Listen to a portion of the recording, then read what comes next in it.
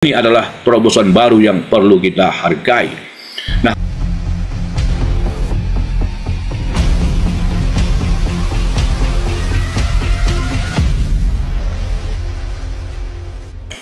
Assalamualaikum warahmatullahi wabarakatuh.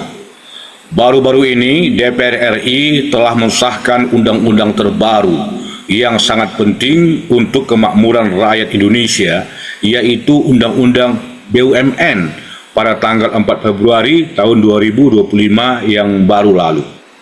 Pengesahan undang-undang ini merupakan langkah dan terobosan yang sangat konstruktif serta signifikan, dalam arti kehadirannya sangat bermakna dalam rangka optimalisasi BUMN sebagai salah satu pilar utama ekonomi negara dan bangsa. Kehadiran undang-undang BUMN ini sangat urgen bagi kemajuan dan kejayaan serta keunggulan Indonesia di masa depan. Urgen untuk kesejahteraan dan kemakmuran rakyat Indonesia. Urgen juga untuk mendorong pertumbuhan ekonomi Indonesia secara signifikan. Karena itu, kita tentu menyambut positif lahirnya undang-undang baru BUMN ini setelah Undang-Undang Nomor 19 Tahun 2003 yang lalu, tepatnya sekitar 22 tahun yang lalu. Perkembangan dan zaman baru terus melejit, karena itu undang-undang BUMN terbaru perlu meresponi perkembangan-perkembangan baru diakibatkan kemajuan sains dan teknologi.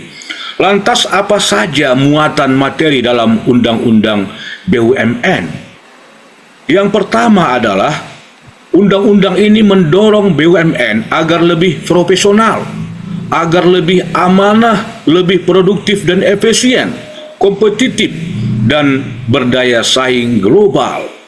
Karena selama ini pengelolaan BUMN belum optimal sesuai yang diharapkan, dan masih ada BUMN yang merugi, yang masih boros. Bahkan sejumlah BUMN di beberapa perusahaan keuangan menjadi lahan dari para orang-orang yang tidak jujur, ya, seperti Jiwasraya yang menelan kerugian 16,7 triliun dan sejumlah perusahaan asuransi lainnya.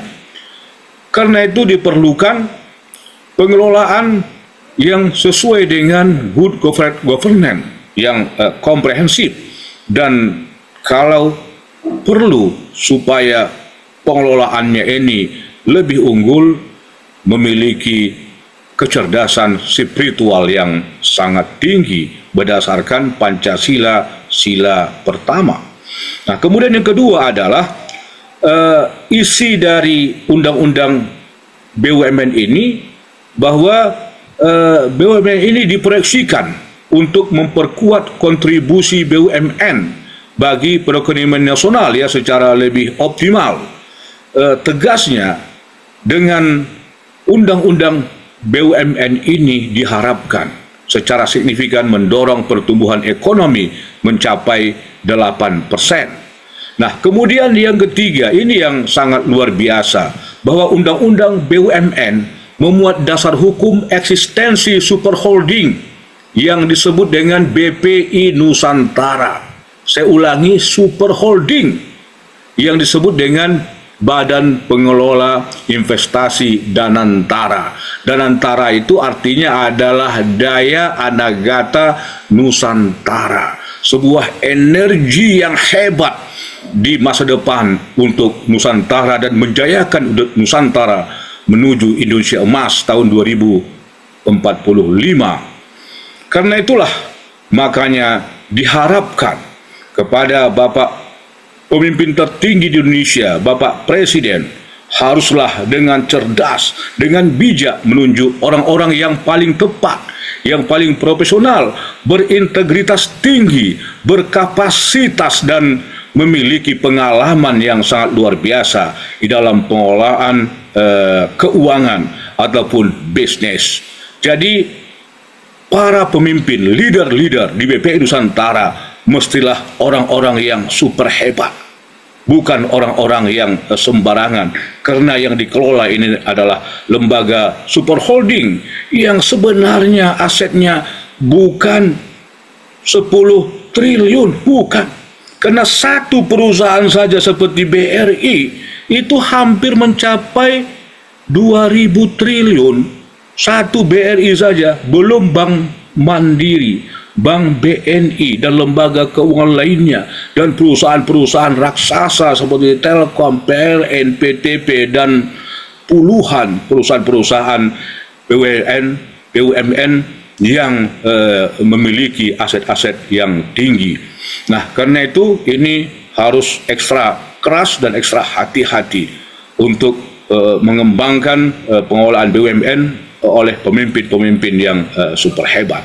Kemudian yang keempat adalah undang-undang BUMN ini mengatur business judgment rule, yaitu direksi ataupun komisaris nanti tidak bisa dipidana begitu saja atas pilihan kebijakannya yang dapat merugikan negara, kecuali memang ada bukti-bukti yang kuat bahwa itu adalah sebuah tindak pidana yang disengaja, iktikat yang tidak baik, dan aspek-aspek lainnya yang membuktikan itu adalah pidana. Nah, kemudian yang kelima adalah muatan humaniora dan muatan sosial. Nah, muatan humanioranya dia memprioritaskan orang-orang yang tinggal di sekitar BUMN untuk menjadi karyawannya bekerja di perusahaan BUMN tersebut. Nah, program sosialnya adalah pemberdayaan usaha mikro, usaha kecil dan menengah, serta koperasi. Dan ini tentunya menjadi fokus utama ya bagi BUMN, dan ini sebagai tanggung jawab sosial yang menjadi misi dari lahirnya undang-undang BUMN ini. Nah, kita berharap regulasi baru ini akan menjadi langkah konstruktif untuk mewujudkan BUMN yang betul-betul berpihak kepada pengembangan usaha kecil mikro yang menjadi bagian mayoritas dari bangsa ini. Nah, kemudian yang keenam, undang-undang BUMN yang baru ini mengintroduksi pemisahan fungsi regulator dan operator supaya ini fair, ya, jangan bercampur aduk, agar pengelolaan BUMN lebih transparan, lebih profesional. Ini adalah terobosan baru yang perlu kita hargai. Nah, kemudian yang ketujuh, undang-undang juga mencakup pengaturan yang lebih rinci tentang pembentukan anak perusahaan BUMN dan mekanisme privatisasi BUMN yang lebih transparan dan memberikan manfaat bagi negara. Sebenarnya ada 10 muatan lagi yang termaktub di dalam undang-undang BUMN terbaru yang nantinya akan kita jelaskan. Terima kasih. Assalamualaikum warahmatullahi wabarakatuh.